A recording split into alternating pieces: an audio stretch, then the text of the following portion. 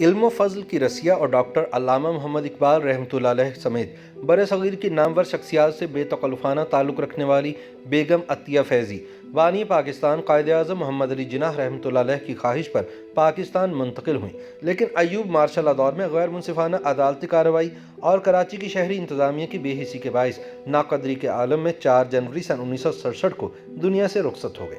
20ویں صدی کی پہلی دہائی میں کسی مسلم خاتون کی ایسی بصیرت اور اثر پذیری غیر معمولی بات تھی جو عطیہ میں بدرجہ اتم پائی جاتی تھی۔ عطیہ کا تعلق اس دور کے اعلیٰ تعلیم یافتہ روشن خیال خاندان سے تھا۔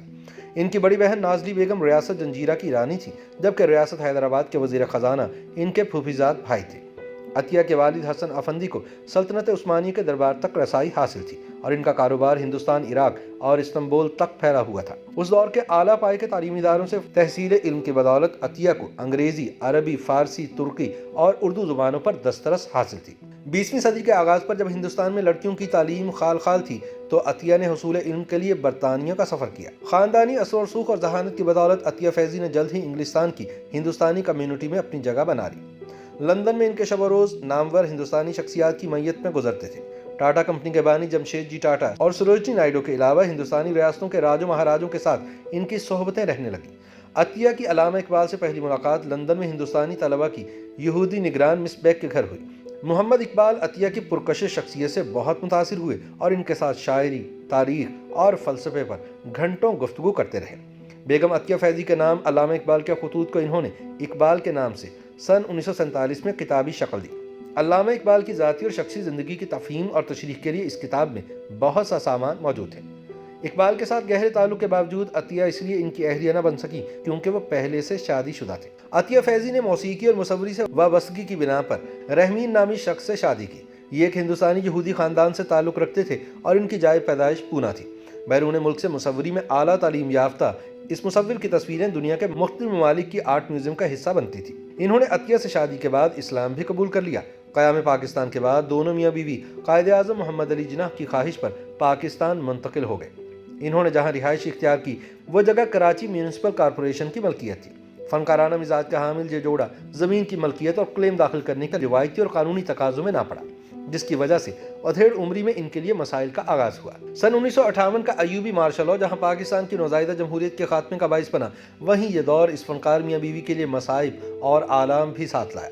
کراچی میونسپل کارپوریشن نے 1960 کے ابتدائی برسوں میں میاں بیوی کو اس عمارت سے بے دخل کر دیا، جس کی تعمیر اور تزئین پر انہوں نے اپنے پلے سے 30 لاکھ روپے کے قریب رقم خرچ کی تھی۔ بقول عطیہ فیضی انہیں محصور کر کے لائبریری کو مسمار کر دیا گیا۔ دن کے اجالے میں نادر فن پاروں کو بے رحمی سے باہر پھینک دیا گیا۔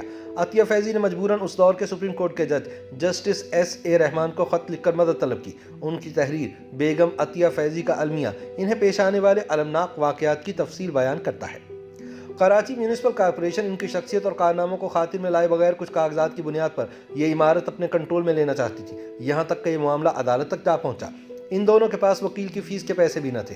بے گھری اور بدحالی سے مجبور ہو کر انہوں نے آرٹ کے نادر نمونے فروخت کرنا شروع کر دیے۔ انہوں نے اپنا انتہائی قیمتی اور دیدہ زیب فرنیچر جو کسی میوزیم کی زینت بننا چاہیے تھا، سستے داموں گزر بسر کی خاطر بیچ ڈالا۔ عطیہ اتنی مجبور ہو گئیں کہ 50 روپے قرض مانگنے کی نوبت آ گئی۔